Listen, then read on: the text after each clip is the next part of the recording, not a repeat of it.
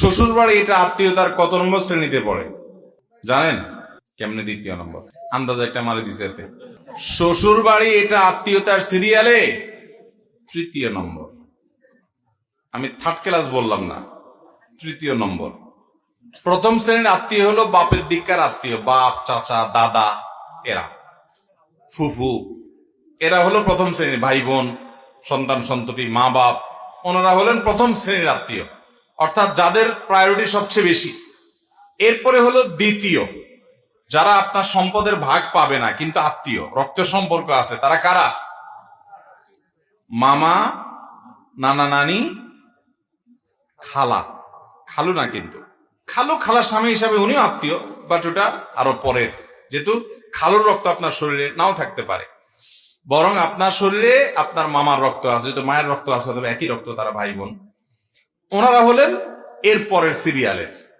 আর তৃতীয় সর্বশেষ সিরিয়ালের আত্মীয়, যাদের সাথে রক্তের কোনো সম্পর্ক হয়তো নাই, হতে পারে হয়তো নাই, কিন্তু চাচাতো বোন বিন করলে সেটা হতে পারে। সাধারণত তাদের সাথে রক্তের সম্পর্ক নাই, তাদের সাথে সম্পর্ক হলো বৈবাহিক সম্পর্ক, সেটাও আত্মীয়তা, কিন্তু এটা হলো শেষ প্রকারের আত্মীয়তা। আমাদের দেশে এবার সিস্টেম করেন, এবার আসেন আমরা আমাদের বাস্তবতাটা মিলে দেখবেন হুবহু উল্টাটা আছে। আমাদের দেশে এক নম্বর আত্মীয় বলতে বোঝানো হয় হোর ভাইয়ের আত্মীয়, ঠিক না বে ঠিক? এক নম্বর আত্মীয় কোনটা মনে করে মানুষ? শ্বশুর বাড়িটা।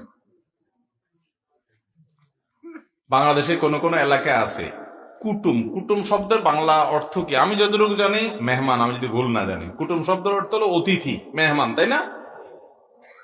কিন্তু অনেক এলাকা আছে শ্যালককে অর্থাৎ শালা যেটাকে বলে আপনারা, এই শ্যালককে বলে, শ্যালক বা সম্বন্ধীকে বলে কুটুম।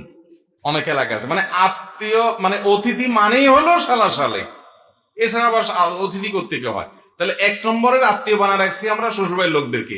দুই নম্বরটা কোনটারে বানাইছি? মামুর বাড়িটা। আর তিন নম্বর থার্ড ক্লাস বানাইছি কোনটারে? নিজেরটা।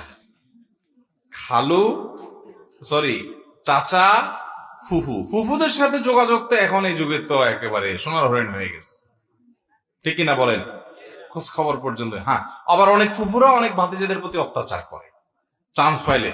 অনেক চাচারা ভাতিজাদের প্রতি অত্যাচার, সেটা ভিন্ন বিষয়। সে অত্যাচার করলে সে পাপী, আল্লাহর কাছে অপরাধী, ভিন্ন বিষয়। বাট আপনার দায়িত্ব হলো চাচাকে আপনি বাবার মতো সম্মান করবেন, শ্রদ্ধা করবেন, দোয়া করবেন, ভেজাল করবেন না, ঝগড়াঝাটি করবেন না, সম্পর্ক রক্ষা করবেন, হাদিয়া তোফা দিবেন। নিজের থেকে আপনি আপনার দায়িত্ব পালন করার চেষ্টা করবেন।